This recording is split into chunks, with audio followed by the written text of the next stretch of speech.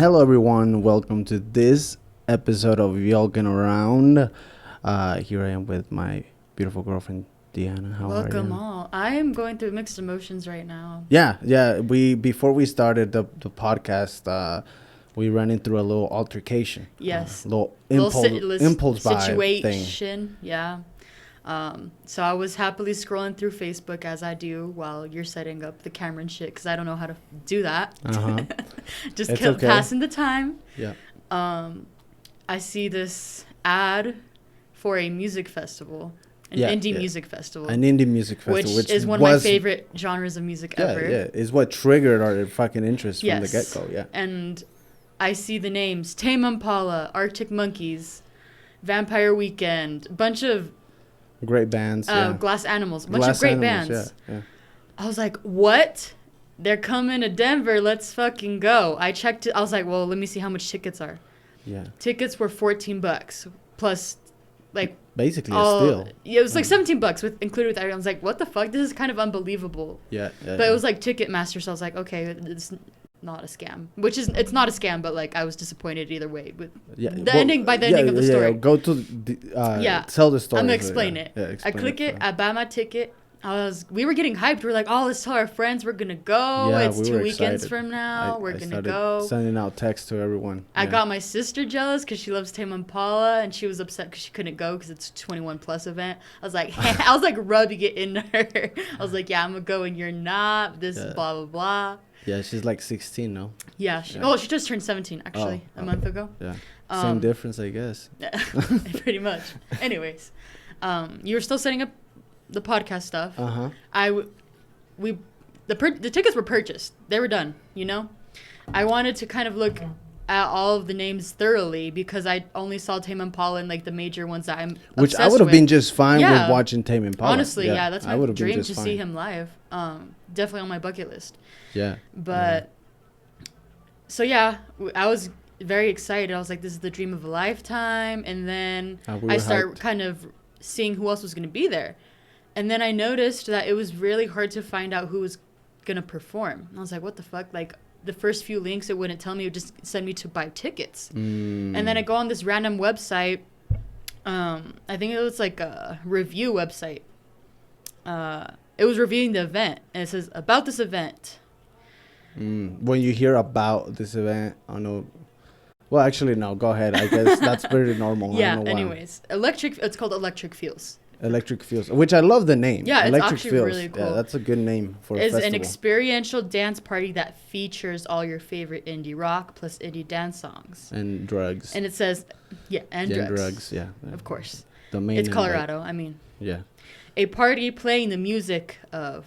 So then that's when the disappointment set in. A party playing the music of. That the artists were not going to be there. Yeah. It struck us. That's the name of the title out there for Yolking Around.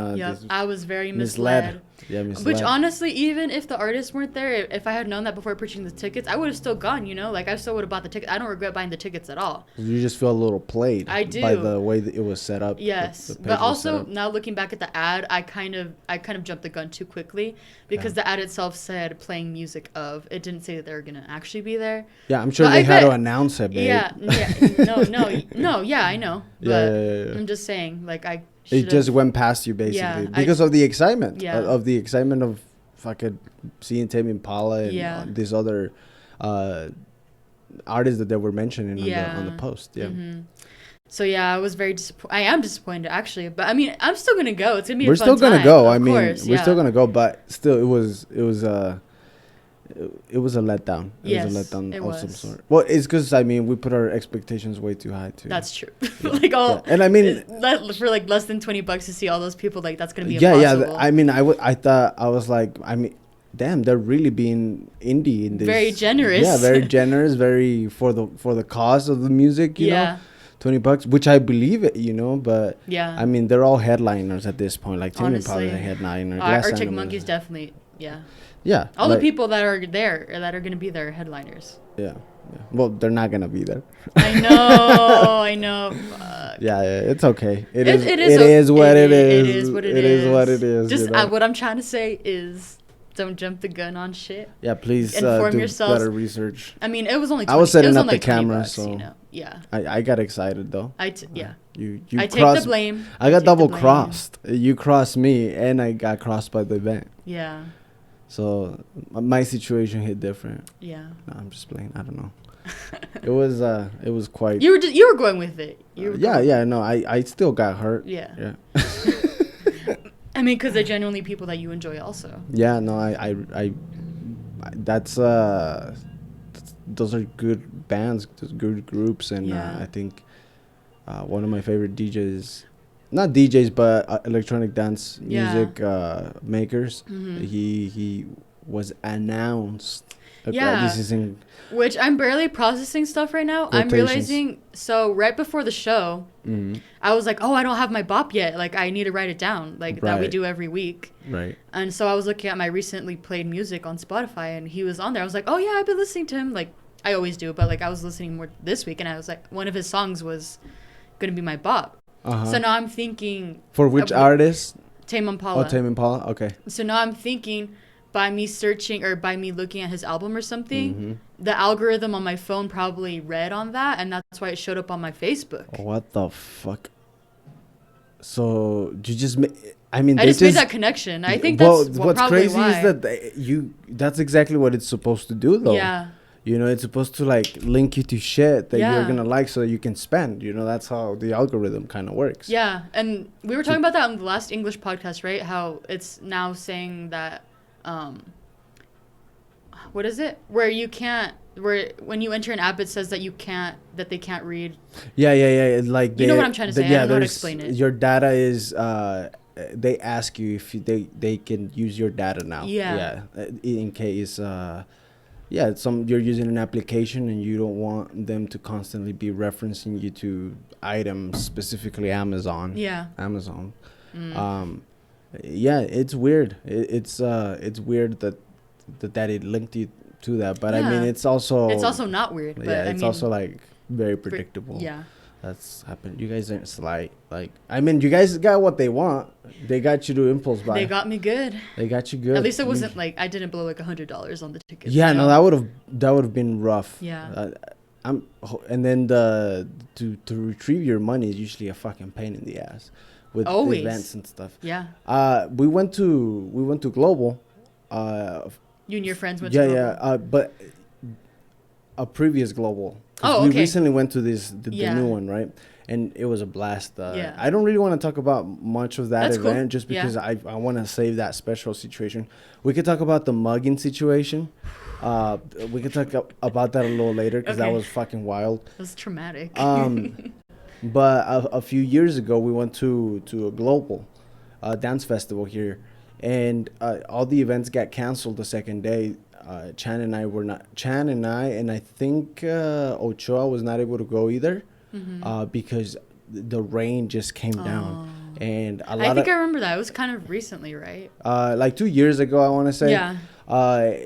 But they were really cool about it because they returned our money the same day. Oh. Yeah. That's really shocking, actually. Yeah, no, it was incredible. So I had that good experience, but normally when you're dealing with ticket companies and just administrations of people who receive money exactly and trying to get your money back, it can be really hard to do. Yeah, you know what I mean. It can be really hard to do, and but this time it was different. You know, they knew that it was like we need to give these people their money. I mean, that says a lot of the company. Yeah. And that's something that I respect from that situation. But so we were not able to go to Global that year. 2 years. The second day. Yeah, the second day. Any days. My friend, some of my friends and Brian, my brother, were able to go the first day, and it was a blast for them. You know, and then I think we arrived the second day, on a Saturday. Okay. And we were gonna go out to the event, and then we were gonna go to the bars or to the club, you know, to continue the night, the party. Yeah, but it ended up just being us stuck at a hotel, and then at night we went out and had some fun. Okay. And it was a great night. Still, I something crazy happened to me that night that I was just like, ah, man, something very sketchy that I did. I Do you almost want to talk about it? I don't know. I mean, it would be a cool story, but I don't know if I want to disclose Alright, that that's information because that night is crazy. Chan knows about it, and you know, it involves me getting searched. Searched? Yeah, getting searched by a bouncer. So, we'll Okay. we'll just leave it at that. We'll just leave it at that. But no, we recently were able to go to Global this the dance festival this year, and it was the tits. It was great. Jesse, Chandler, not Ochoa, Miguel came, and that was such a fucking crazy weekend as well. You know, so many crazy things happened that weekend. I worked. I had to that was go awful. in I felt for work. so bad for you. I went in for work, and then right after, fucking Friday, like a 10-hour shift. Yeah. Got ready, and then we went out to Global, and then had a blast that night. And then the next day I had to work early in the morning till 2, and then we went out that night as well. And then that's when that's the night that I went out as well, too. Yeah, we went out to the bars or to the club that following night. Yeah. And then we were walking to the club in downtown Denver. And we were fucking lost too. Yeah, we were. We couldn't figure out where the hell we were. Yeah, we were really fucked up. Yeah, but anyways, we walked a good bit. Yeah. Which was a great walk. I love walking downtown. Except for the whole mugging situation. Yeah. But we were walking, and people were just walking around after the show as well. So people are a little altered. That's one way of putting it. Yeah, it's a little altered, and I see these kids. I didn't see the situation, but I saw these kids from afar, and they're just kind of discussing, yelling at each other, and they seem like they're about to get down, Yeah. And it's a few of them, and I see them kind of bunched up, and there's a garage next to us, garage. And I was just like, hey guys, let's take this route. We're gonna get through the garage, and then it looked like there was another exit on the other side, but there wasn't any exits. Misleading. Misleading again.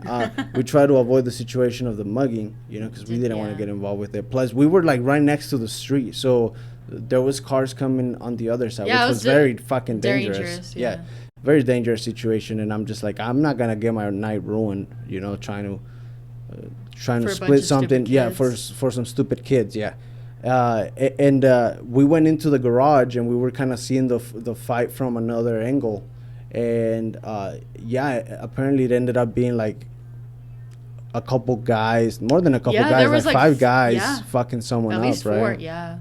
I looked, I was like, I couldn't not look for. I don't know. Yeah, it was weird because then we realized that there was no exit on the other side of the garage, and then we decided to trail back around, right? We trailed back around, and then one of the main, not the owner, but the supervisor, the groundskeeper, I would say it looked like a groundskeeper to me, came out, typical thing with a flashlight, and he's like, "What's going on? What's going on?" I saw him leave in his car. I don't know. He left in his car, which really? Yeah, he left. I wonder what he was doing in his car. I don't know. I don't even know if he was a super. I wonder if he was almost just a regular guy just trying to leave.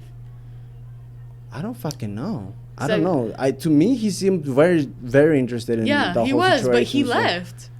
He got in his car and he left. Yeah, that was weird. Yeah. How he just came out of nowhere. He just kind of came out of nowhere. He was like, "What's going on?" Yeah. So I was just like, I assumed it was someone that had to do something with the whole garage or whatever the fuck that is. But by the time we trailed to the other side, there was the fight was pretty much dissipated. Yeah, it had died out. Yeah, they had head out, and I didn't want to look at the guy that got fucked up, but I think Chandler was telling me that his nose was completely fucking broken, like to the side, and he just looked like in fucking shock. And another fucked up thing is that it's not shocking, but people were recording. Mm-hmm. I don't understand why people fucking record fights. To go viral. Bro, help people out. Like, why the fuck do you record that shit? I've never even had the slightest of fucking interest recording a fucking fight. Like, there's no reason to be remembering shit like that. That's you know, true. Yeah. like I've definitely been guilty of it. I've done it before. I that to me is something that doesn't show any maturity. It's kind of barbaric. Very barbaric. Are you kidding me?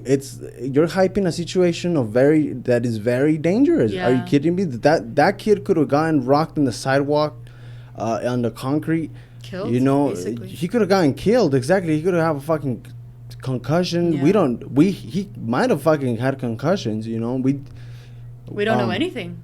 Yeah, we don't know anything. If he was getting kicked in the head, you know, I didn't even think to like crazy. ask if he was okay. Like I kind of was in shock. It was just too much. Yeah. Yeah, it was just too much too quick. And then I was aware of what's going on, you know, and thank God we pulled into the garage. For a minute at least, yeah. Yeah, exactly. But it was just very wild. Thank God we were able to avoid that shit because that did not. That was not a vibe. Yeah, and then we got to the club. And then we had fun. Yeah, I was bullshitting with the bouncer. I was bullshitting with the bouncer. I made him feel kind of bad because it was like 11:30 or something like that, and we were still standing in line. Mm-hmm. And he's just like. And then he told us the price of how much the price was like $40 per person. And which was fine because they had great music. The thing of it is we didn't have enough time, you know, and that's how I was bullshitting the guy. I was just basically telling him like, hey, you know, it's $40, but it's fucking almost 12. Yeah. I'm just gonna be here. You guys close like at 1:30. And he thought you were so serious. And I was so serious about it, but you always are when you bullshit with people. Yeah. And we were talking about this the other day when we went on the walk. Yeah. I was like, when I first met him, when he would bullshit with me, it kind of hurt my feelings sometimes because I didn't know that you were bullshitting. Yeah. Because of how serious you can be sometimes. Yeah. But that's what makes it funny, I feel. Yeah, no, now it's funny. It seems so serious, but I'm like, no, I'm actually just bullshitting. Yeah, but now that I've known you for a good while, I see when other people are in the situation that I once was, where they feel uncomfortable to know how to respond to what you just said. Yeah. I am and that guy. I feel like that was a shock to you, realizing that. Yeah. Sergio and I have that effect. You were saying that your brother does that too. Yeah. It's just, I don't know, it's just part of the chemistry that we've had. Yeah. You know, it's just part of the chemistry. Just very serious, but jokingly, we're joking around. You know, But at the same time, I feel like you're good at recognizing when someone's getting too uncomfortable. You're like, I'm just bullshitting. Yeah. Like I'm just joking, right? Like I don't give a fuck. Yeah. You know? I'm just taking. It's funny how much of a fuck you don't give. Yeah. The fuckless guy over here. Mm-hmm. But what were we talking about? Oh, the whole.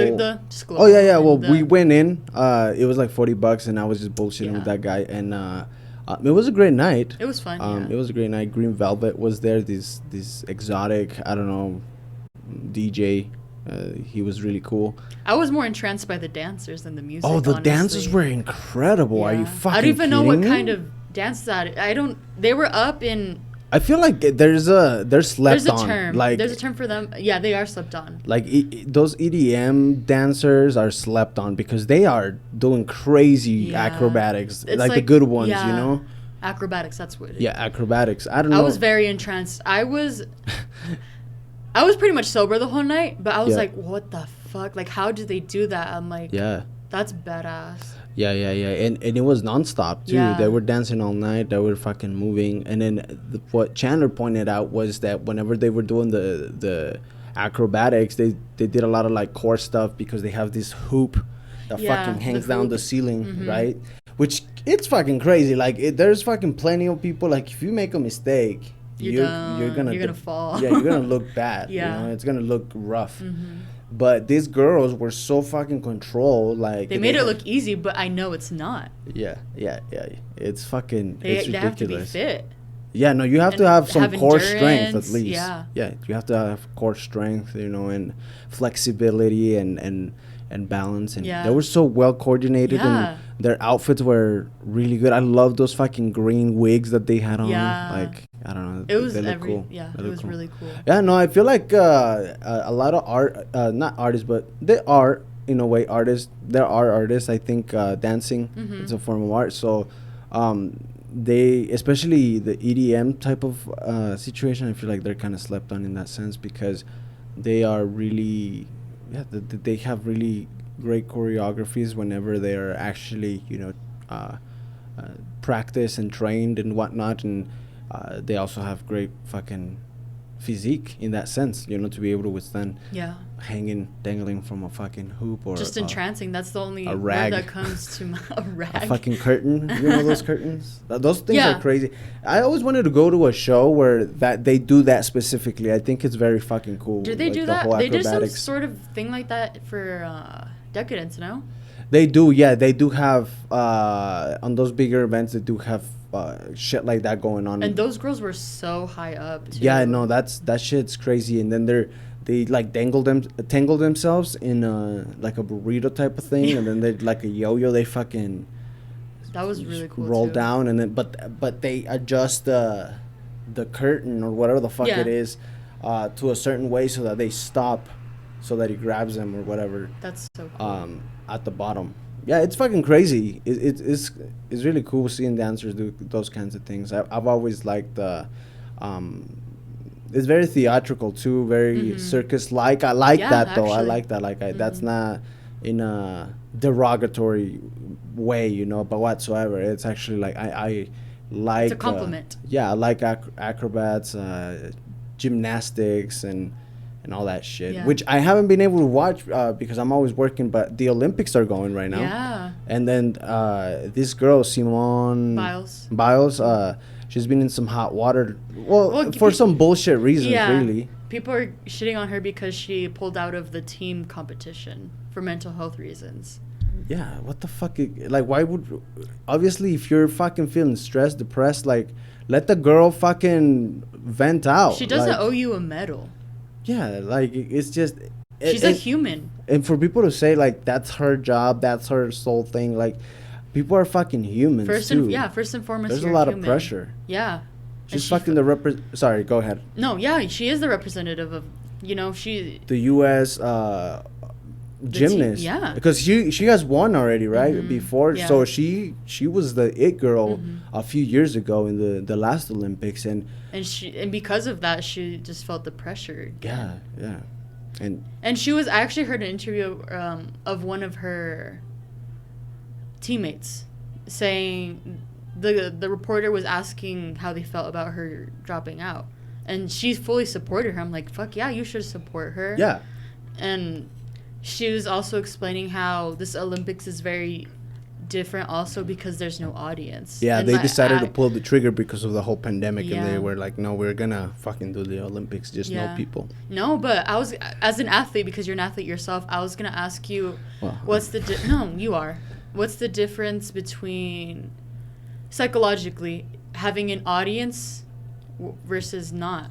Do you think it affects your performance? Oh, no, 100%. There's psychological research about how you have these two things can happen with people watching sports. Either you bust, literally suck, or you have these there's this syndrome that happens, which by having people watch you excel in sports. I can't remember what the syndrome is, but I read it in some sort of textbook. It's a healthy amount of stress because that exists. It's like the G spot of stress. Yeah, basically. No, and it's great. Yeah. And it's great. I've felt that before in soccer games, and it's a fucking great feeling, feeling the crowd. It definitely hits very different, good and bad. It doesn't even matter at that point if people are shitting on you or, saying, let's go, It's just the fact that there's a focus on what you're performing, really, what you're doing. And people just either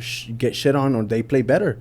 I happen to be one that gets hyped and, gets in the zone, and it helps me play better. But, yeah, with the whole Olympics, I'm sure it's definitely has an effect on them big time. Yeah.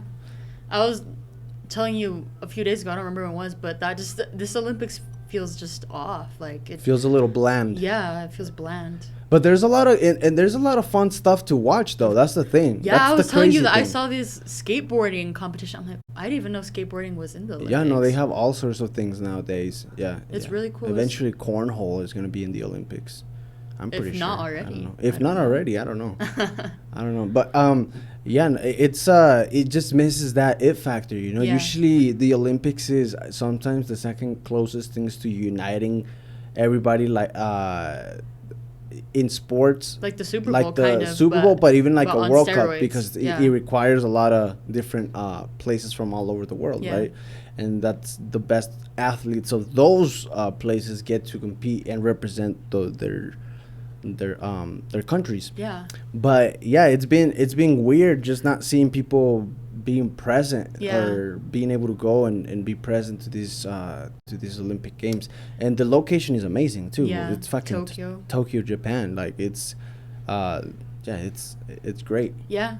Another thing that's different from this is the Russian athletes. Oh yeah, yeah. Let's talk about what happened to them not too long ago. Like they got into some hot water way back in 2003. No, what was it? I don't know the year. I don't know the I'll year investigate either. the year, but they got into some hot water. A lot of Russian athletes, because they were found doing steroids. A lot of them were using muscle enhancement. Yeah, muscle enhancers.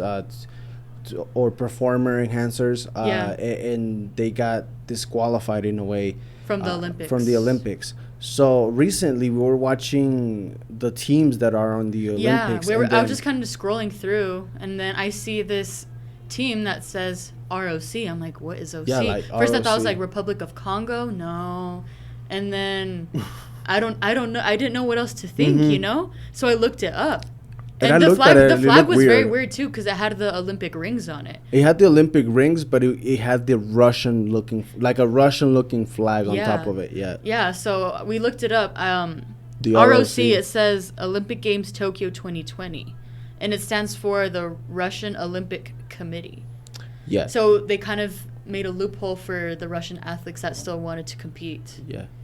But the trick is that they can't say that they're representing Russia, which is so weird. It's so fucking weird what they do with the Olympics, you know. And I mean, it's cool that they're giving those Russian athletes a platform to be able to perform whatever they're trying to do, you know. But it's just a weird thing, you know. It just sucks a that they can't weird represent thing. their own country when that's what they've worked But for. I mean, you know, they are, especially if they're Russian. Deep down, yeah, Deep down, but I they're mean, representing their country, yeah, of you course. know. But I feel like I think if they win medals, it wouldn't go to whatever the medals go to in representation of Russia. Yeah. It would be more of an Olympic kind of thing. Yeah, which is kind of weird because they're one of the top representative. I don't know what else to call it.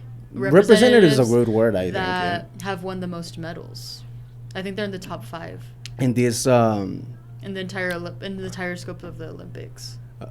but this Olympics or the trajectory of previous Olympics? No, this Olympics. Oh, really? So Yeah. they're kicking ass. The Russians Yeah. are still kicking ass. The ROC is kicking ass. ROC are kicking ass now. Yeah, no, they're very intense. Russians Yeah. are very intense when it comes to the Olympics. Yeah, they're at 5 right now, At and China's 5. at 1. Yeah, China, it's one of the countries that has the most medals, I think, the Yeah. gold medals, right? They're number we- 1 right now. They have 24. Damn. The United States is second at 20. Dang. Yeah. That's crazy. But I was actually wanted to talk about the United States a little bit more too, because there's recently, there was an Olympian that was allowed to go to the Olympics, and he's actually a DACA recipient. Oh, really? Yeah, let me find his name. I wrote it down. What? Yeah. In representation of the U.S. or Guatemala. Mexico? Oh, Guatemala. In Yeah, representation he's of the Guatemala. He's from Guatemala. Wow. His name is Luis Grijalva. No, perdón, Grijalva. Rihabla? Yeah, Oh. and he's what is it called? The sprinter? Mm. Yeah, for the 5,000 meter race. Wow, that's crazy. Yeah. That's an intense what I don't know, event. That's an intense event. Yeah, Yeah, well, for running. He almost wasn't able to go because he had to get a special permission, because obviously if he leaves the country. Yeah, as a DACA recipient, Yeah. it's very hard for him to come back. So he got to get like a special permission. Yeah. It's called advanced parole. Advanced parole. Yeah, and it Okay, could take yeah. up to months to actually receive that. Well, I don't remember what month it was, but the date was coming up for the Olympics, and he still hadn't gotten the permission to leave the country. So his attorney, I want to shout her out because she's she did a lot for him. Attorney Jessica Smith Bodadilla. She flew. I guess he lives in California, and she was trying to get that permission for him, right? And months passed, and they wouldn't respond to her. So she's like, you know what? F this. Like, I gotta take some action. So they flew all the way to Phoenix, to the immigration's office, right, in order to basically be like, hey, like, we need this permission, you know? Yeah. And wake the fuck up. Yeah. And I guess at first they wouldn't let her go into the office, blah blah. So she called the Arizona senators. I guess she had connections to speak with senators. Them connections, man. Yeah. And because of that, she was able to get into the building, and then actually within hour or two she got the permission. That's why he's able to go. Wow. But he almost wasn't able to make it. Wow, what a success story for a Latino. Holy fuck, that's awesome. I thought you would like that because, you know. Of course, yeah, that's a fucking great story. Yeah. Jeez. A DACA recipient representing their own team, their own country, in the Olympics right now. It's wow. Beautiful. Yeah, they showed you that there's a soft spot for certain things, I guess, you know, and something. I mean, I guess, a lot of people, but she had to take it by the balls. Like she literally had to fucking do her job. In a little more than her job. I feel like went above and beyond. Yeah, like she had to do other people's job, basically. You know, she wasn't getting any responses, so she was like, "Fuck this bureaucratic bullshit. I'm gonna go straight to the fucking office. Yeah, I'm gonna get myself in there, and I'm gonna talk to who I need to talk to be able to get a response on this." Which demand a response. Yeah, like I don't understand why it's so fucking hard to get some sort of permit. You know, It's ridiculous, you know. We should still, as DACA recipients, we should still be able to leave the country if we needed to, you know. Like, it's not like we're doing anything else that's bad. It's just so fucking crazy. It's annoying, you know. I've been trying to travel to go outside the fucking country, and I can't. I really can't. You know, I'm in the same situation that David Dobrik was for a minute, where he just couldn't fucking go anywhere else. Yeah. You know, so I feel like he might have sneaked out, though. I mean, he has money. He has money. He has private jets. I'm sure. Yeah. I'm sure you fucking left the country. Yeah, he did. But no, it's a great fucking story. Holy shit. It warmed my heart for sure. Yeah, that one hit close to home. Yeah. We were talking about updates the other day. Oh, on your phone, you were so pissed. Yeah, I got so pissed the other day. I felt bad. I was like, fuck, I don't know what to say. so the computer that I'm using, it's a MacBook Pro 2020. So it's fairly fucking new. It's a $2,000 computer. It's a good computer for doing things like, you know, small editings, which is what I do with the podcast. And I was actually doing the streaming off of it. It has enough. Or attempting to. Yeah, attempting to. Which is a whole other bitch. It has enough horsepower to be able to stream, you know. So I was trying to get back on there. I've been playing Call of Duty, so I was trying to get back on there. And recently, I was like, I better update my computer so that it's up and going, ready to go, so that the programs aren't, you know, lagging or crashing, etc. So I had if you know anything about Mac OS, it's basically right now I have Catalina. You know, they always they have names. Yeah, they have names, and they're all based in California regions. Apparently. Oh, interesting. Okay. Yeah, so I wouldn't know. I'm not very good at updating shit. So Catalina was great. It was working just fine. You know, it was the system that was on there before I updated it last week. She was a hard working. Yeah, the nerds did their job in that fucking software. You know, it had its bugs, but it wasn't as crazy as what I'm about to tell you. So I decided to do the update. The new update for Mac OS is Big Sur. You know, Big Sur. It's another location in California, apparently. But I think an important thing is that you don't really update your Mac. Yeah. So I normally don't update my Mac because to avoid buggy software downloads, right? Mac OS installations.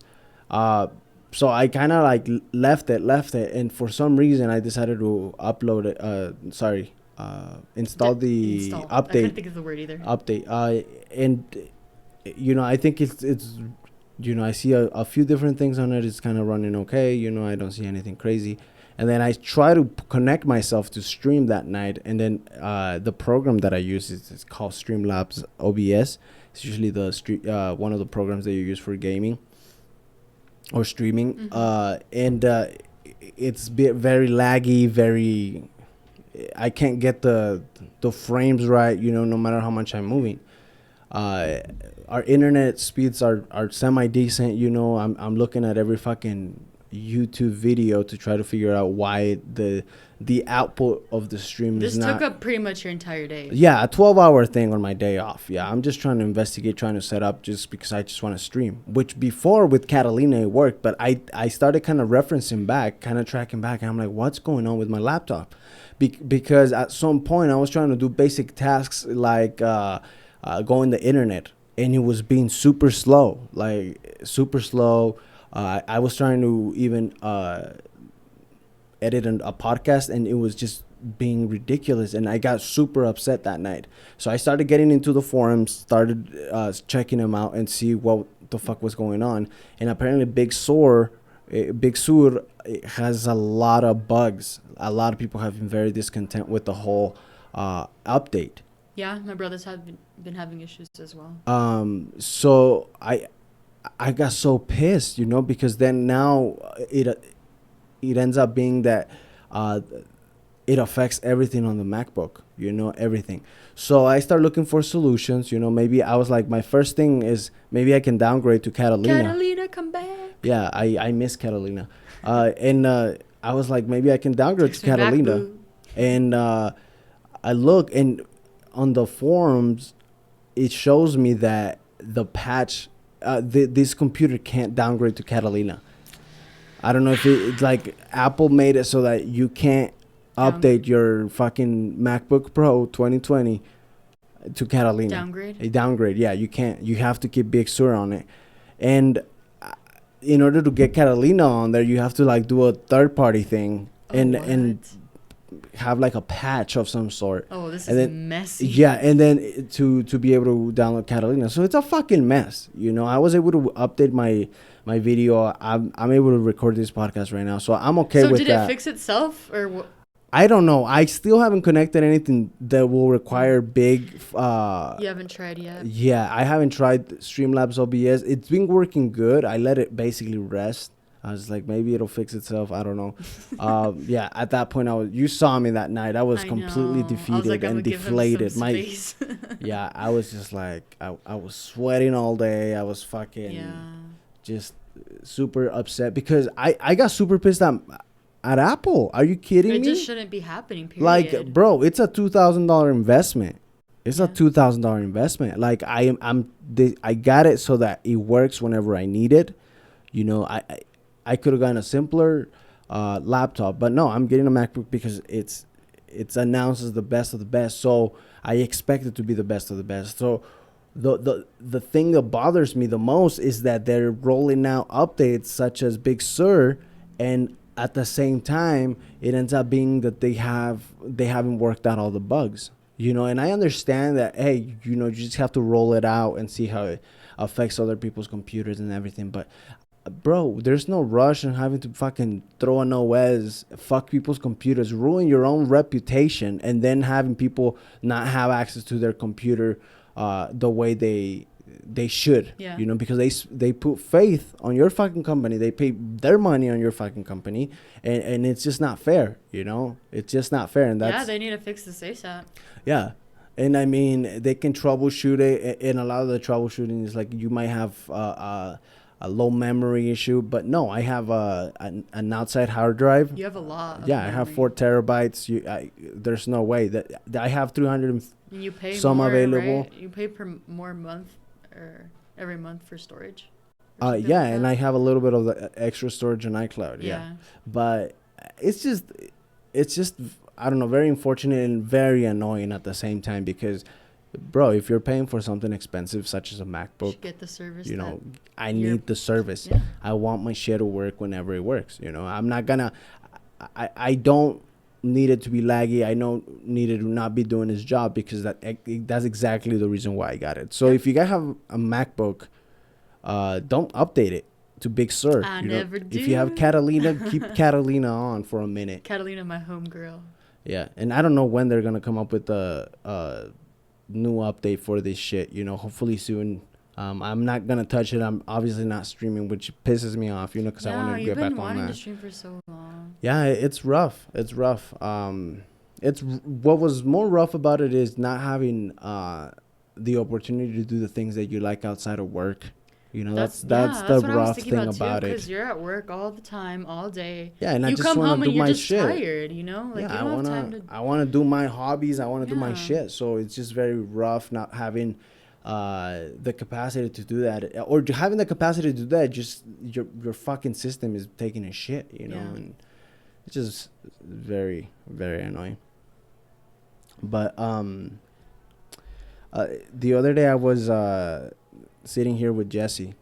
Shout out to Jesse Ford. It's his birthday, so When? I think it was yesterday. Oh, I didn't say happy birthday. Yeah. Oh, I feel bad. Well, say happy birthday right Happy now. birthday, Jesse, if Yeah, you're if he's watching or this, listening. yeah. But yeah, we were watching, and apparently, and the reason I'm saying is because this story became a better story by the end of that week. Uh-huh. So he came over, we were watching videos, and then this video about he was telling me that he's doing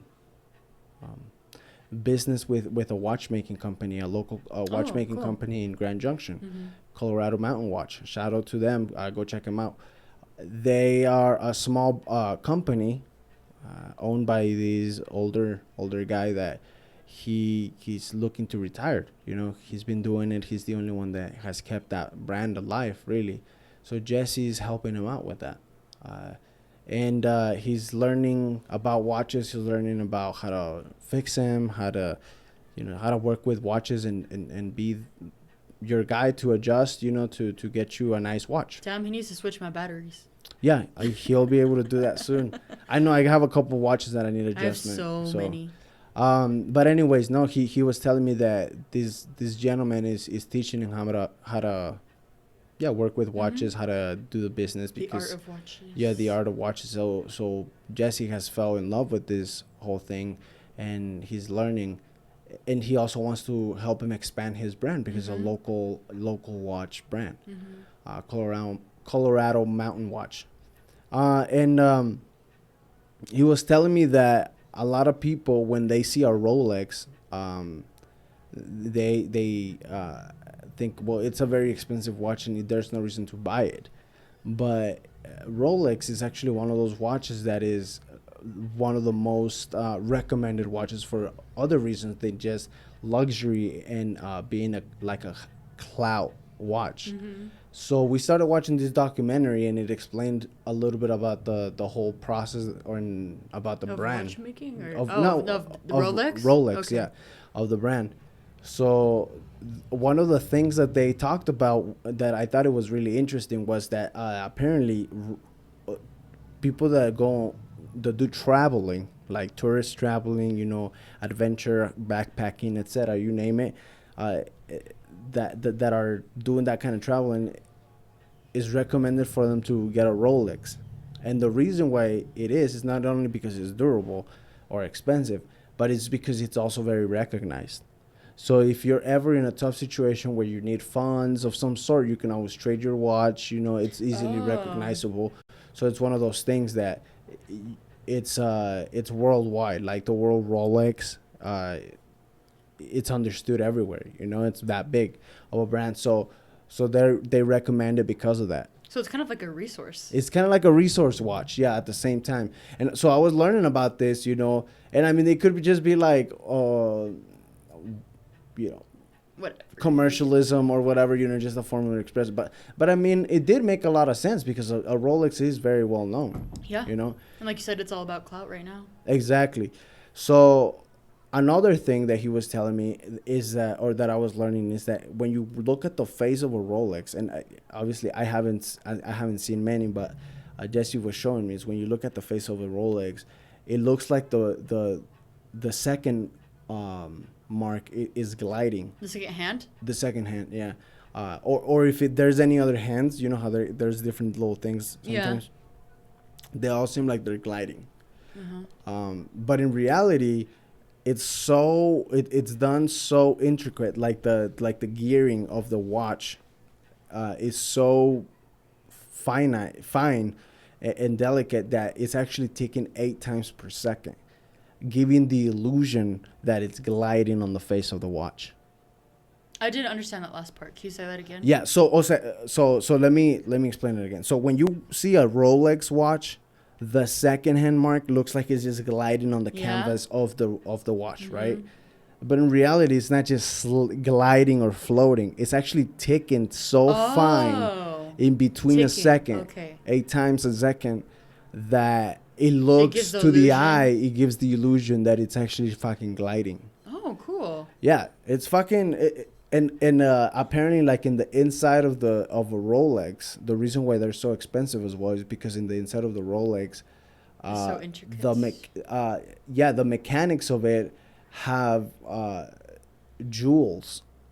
Like there's jewels encrusted in between, like the gears and the mechanics of the actual watch. Is that to benefit the... No, that's just... Or that's just for... It's a flex. It's a flex, yeah.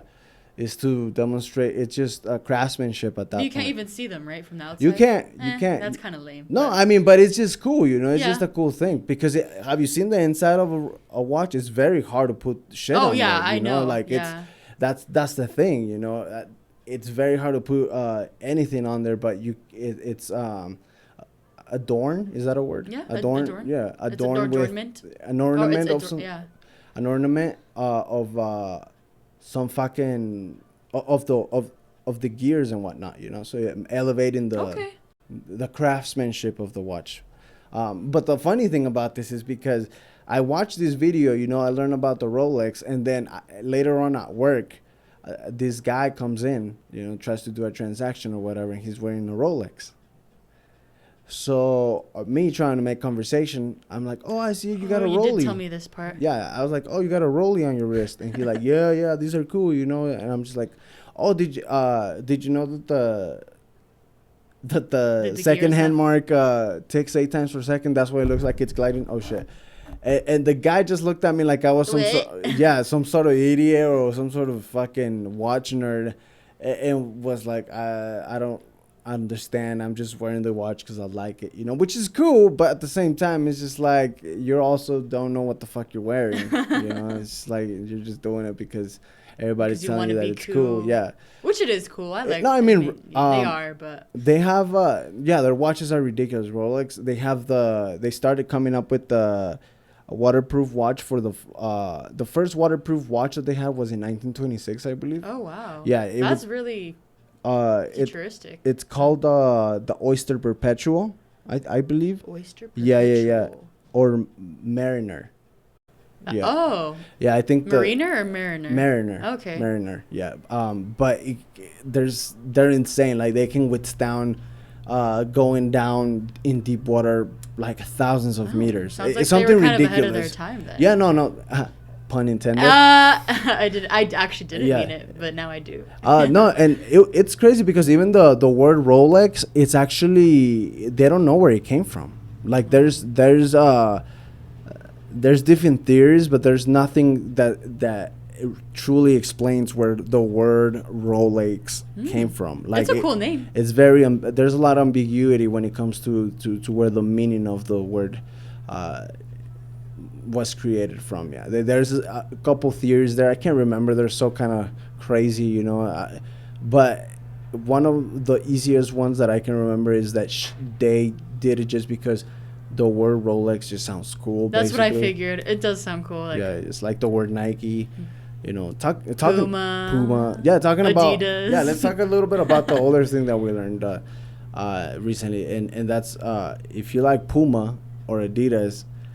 We just learned that apparently the two brands were made by two brothers, the Dassler brothers. Yeah. Adolf and what was the other guy? Rudolph. And Rudolph. Adolf basically started the Adidas German brand, and before the World War II or something like that, or I think it was post or something. Post probably, yeah. And I don't know. Him and his brother Rudolph did not have a good thing going on. Like his brother Rudolph worked with him for a while, and then Rudolph was like, "Fuck this! I don't like the way you run things." Or something. It's unknown. Historians don't even know what the feud was about. It could have just been even a family matter, or like, oh, you took my cupcake. Like, fuck you. Yeah. Who knows? And then Rudolph decides to make his own brand. The brand is Puma. Yeah. And now they're both fucking amazing. Yeah, great fucking brands that are both German from two brothers. That's crazy, having two fucking memorable brands from, like, the second one is your siblings. Like, that is such a the article that I was reading, I feel like the weirdest part of it was that they had mentioned that the brothers were buried in the same cemetery, however, on, like, as far away from possible as they could have been, you know? Really? Yeah. There was some petty shit going on. I'm sure. Maybe over some girl or something like that. You think? No, I don't think. I'm just supposing. I don't know. If historians can't even figure out, I'm not going to figure it out. I mean, the crazy thing is that they're both very renowned brands. Still, to this day, yeah. Yeah, they're top notch, and they both came from two brothers. I think Adidas came up with the first innovation to the soccer cleat as well. Okay. Yeah, it was called a Dazzler, I think, as well. Yeah, like it was like his last name. I was kind of shook when you told me that he named his brand after himself, like Adolf. That's the ad, and then Dazzler does. Yeah, apparently that's how they say the name came about. That's such a cool name. He came up with it by doing some sort of combination. Well, the dude they were innovative. Sorry, they had to be. You know, they had to think. Even though the circumstances might have been an old school time, you know, like fucking 1940s, I think. 40s, yeah. I wonder if they had to use their shoe factories for the war to create different things for the war. You know, like the U.S. did. Yeah. I don't know if the Germans did the same thing. That'd be an interesting thing to look into. Yeah. If they had to use their shoemaking companies as something else. Well, I guess the shoemaking company was called, I could say this wrong, but Geda, Geda. Oh, Geda. Yeah, I'm not sure how the German language pronounces that, but that was the company. Huh. Yeah, it's crazy. I like both. Family and business is weird, man. Yeah. Mixing family and business is always one of those things that it could turn to either break your family, completely destroy your family ties, or it could just be working great. Yeah. You know, I've seen that a lot in Chef Gordon's restaurant episodes. Oh, Ramsay? Yeah, Ramsay. Gordon Ramsay. Oh, that reminds me, we should talk about the place we went to today. Oh, okay. Yeah. So, let me finish the Gordon Ramsay thing. So the Gordon Ramsay thing was basically, I completely forgot. I'm sorry, I got excited. I completely forgot now. I don't fucking remember what the Gordon Ramsay thing was. What was I saying? What were we talking about? Let's retrace the brothers, the company, family. Oh yeah. Okay, yeah. Yeah, so you always see it in the shows where Gordon Ramsay goes to these atrocious restaurants. Atrocious. Yeah, and he tries to, figure them out, try to make them better. Apparently, I think it's Hell Kitchen. Maybe it's Hell Kitchen. He has too many shows, man. He has a lot of shows, yeah. But he decides to go to the restaurants, and a lot of them are family-owned restaurants, and you always see that either there's a big level of animosity between the two family not two family members, but the family members in general, or they're they just don't know how to do a better business. You know what I mean? They just lack those skills. So, but the majority of the time, it's a lot of family feuds while running a fucking restaurant. Like, there's a lot of drama. And their business gimmick is that they're family owned, so that makes people want to go there more. Yeah. It's funny how that works out, right? Like, family owned just makes it seem like it's more inclusive, more homey, more familiar to you. Yeah, I don't know why. I mean, maybe that's not their intention, so it kind of feels like they're kind of preying at your morals a little bit. A little maybe, bit. Maybe I'm reading into that too much, but that's kind of the feel that I get. Well, it has to. Well, and not even, because he has to have some sort of a commercial aspect to it. You know, something that is family grown or family owned. Well, there you go, commercial. There, you said it. It's about money. Exactly. Yeah. And it becomes more about money than actually like the whole family owned mentality, you know, for a business. Or just the value of family in general. Yeah. Great service, small business, great taste. You know, I feel like those are a lot of the things that family that you're looking when you talk about a family owned restaurant, right? Yeah, you're looking for something that is gonna, I don't know, feel like it's home. Yeah, family owned, you know, something that's gonna hit the spot. You know, it's not gonna break your pocket, but you're also gonna help a small business kind of thing. And I don't know, it's just one of those things. Nothing like McDonald's though. Oh, McDonald's. We were watching the movie The Founders, right? If you guys haven't seen the movie The Founders, The Founder. The Founder. It's on Netflix. Go ahead and watch it. You gotta watch it now, because I think when I clicked on it, it said that it's only available until August something. Oh shit! So yeah, your days are counted. Go watch that shit. It wasn't what I was expecting when you told me about it. I thought it was gonna be a documentary, which I mean it is documentary type esque. It has real actors in it. Yeah, it has real actors. But it's basically the story of the McDonald's restaurants, basically, and how they became so popular, and it's a fucking great story. Very sad story from what they were able to depict. It's a lot to break down, but yeah.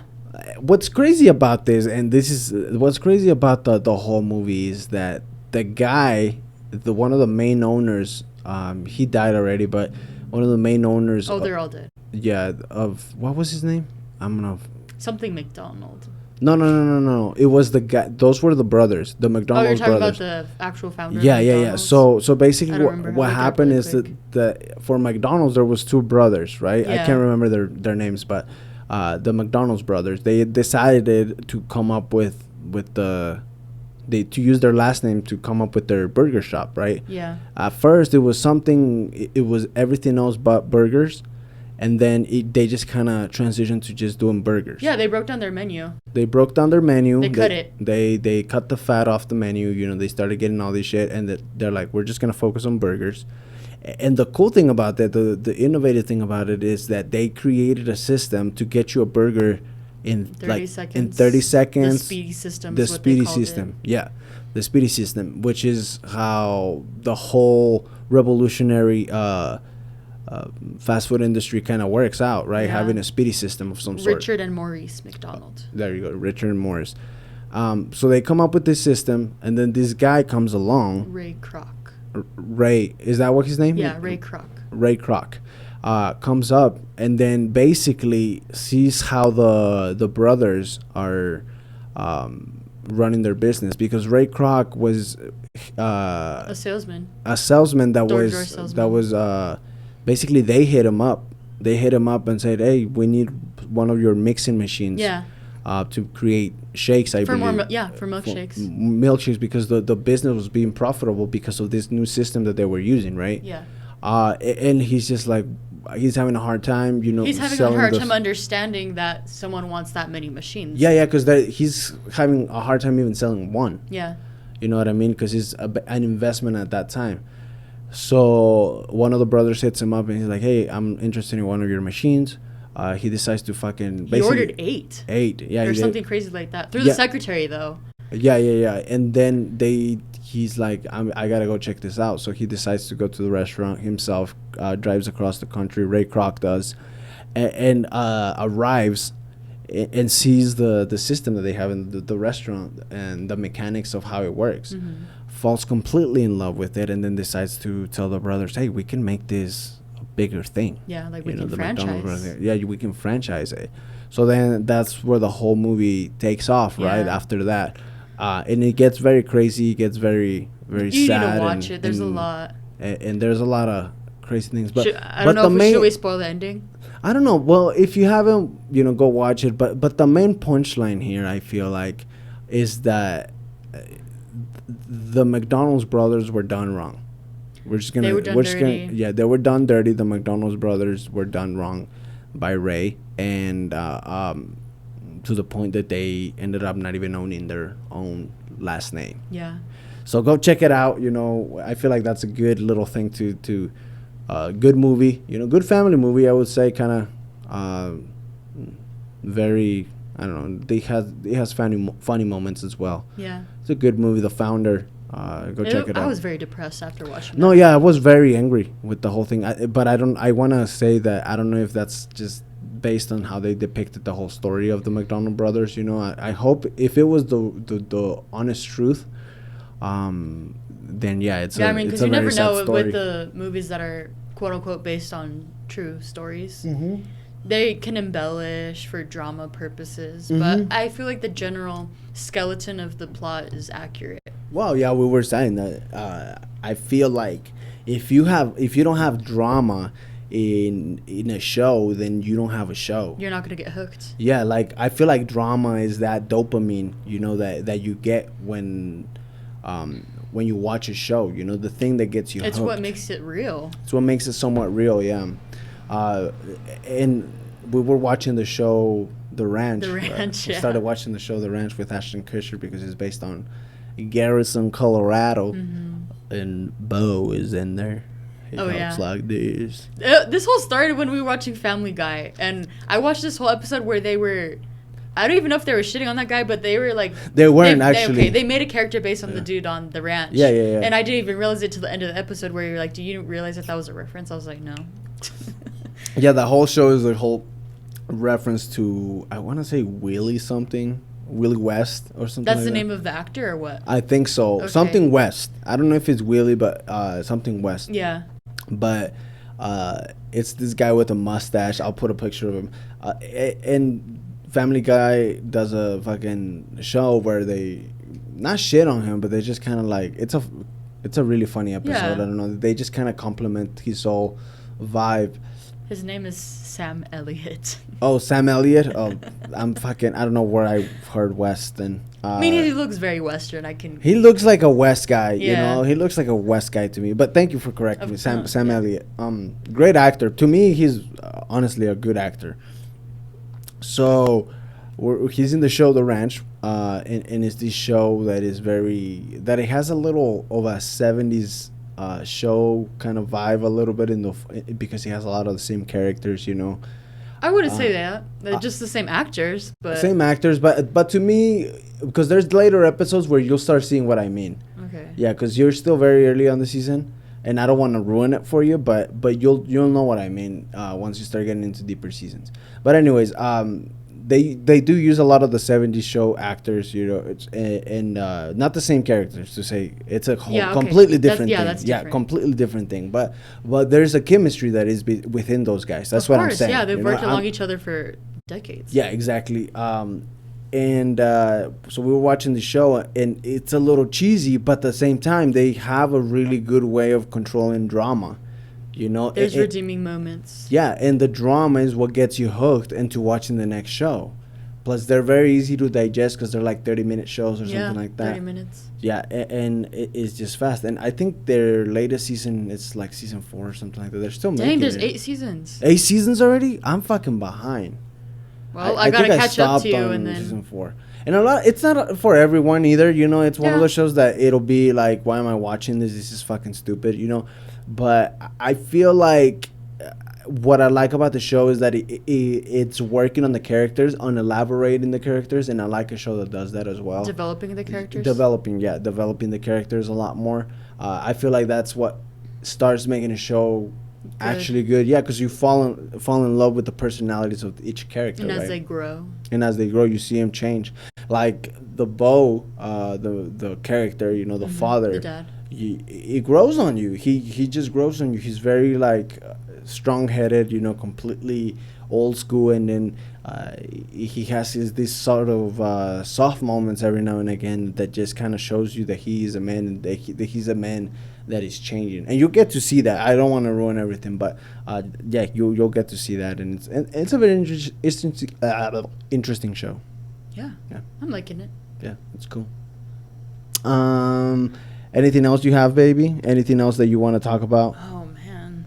Let's see. I think I had something else. Rolex, Dazzlers. Yeah, no. Where are we at on time? We're actually 1 minute 4. So Dang. that's why I'm asking, because usually I like keep it to 1:15. So I feel pretty good about what we covered. yeah, I think we covered a lot. I think we're recording on a Sunday, and so hopefully, if you're seeing this, it'll be out soon. If my computer keeps working, if my computer Catalina, come back, girl. I miss Catalina. Catalina needs to come the fuck back, man. Text me back. Text me back. Well, I think if we're pretty much set to do this, we're gonna go to the section called "What's Your Bop?" What's your bop for the week? Mine is "Posthumous Forgiveness" by Tame Impala. Posthumous Forgiveness. We've had that song. I think I've had that song before, but it's that song is just a trip in of itself. Yeah. I like those songs. I like songs that are kind of like not just one song. It takes you on a journey. It kind of takes you on a journey, because then you're happy and then you're accelerated, and then which a lot of artists are kind of starting to do this whole thing. Yeah, tap into that, where they have one song that is 8 minutes long, but it's not boring because it's like 3 songs within a song, and it's, I don't know, it's very cool. I like it. If done correctly, it's really fucking cool. Yeah. So you got I always have posthumous forgiveness. I always have a hard time saying that word. I have a hard time saying a lot of words. And mine is gonna be "Underwater" by Rufus Du Sol. Rufus Du Sol was also another. Yeah, he was one of the fucking artists that was announced, and it was all BS. Roll BS. I blame no one but myself, honestly. Yeah, I hyped myself up. It's okay. It's okay. It is okay. You honey dicked yourself. That's what you did. You honey dicked yourself. Whoa, you were promised good dick, and nothing happened. Wow. It's like when you're promised good dick, and then the dude or it could happen the other way around too. I've never heard that. Is that an actual slang term? I mean, it is here. You're joking around. Okay. Honey dicked. You got honey dicked. It has a ring to it. It has a dick to it. I'm sure I've heard of a dick to it, a ring to it. Yeah. It definitely has a dick to it attached at the end of that. Yeah. Well, mine is "Underwater" by Rufus Du Sol. I already said. Yours is "Posthumous Forgiveness" by Tame Impala. You guys already know that you guys can follow me in Instagram at DerekMayo92, or our Joking Around page at Eggboys Inc. on Instagram as well. I post stuff on TikTok every now and again, especially clips. Go give those a like if you have a TikTok. I'm starting to post a little more on there just because of the way the views explode on there. So, and hopefully you'll start streaming again soon. Yeah, hopefully I can get back to streaming. I'll give this whole thing a shot. And Apple. We have a we have a quarrel. A quarrel. We have a quarrel right to we have a beef. I like that. We have a beef we need to squash. Yeah. So hopefully that gets solved soon. Well, thank you so much for joining us. You guys already know, subscribe. If you guys like the show, keep supporting us. Expand. If you like a clip, share it, whatever. But with that being said, thank you so much for joining us. I hope you guys have a good week. And with that being said, stay weird and see ya next time. Bye.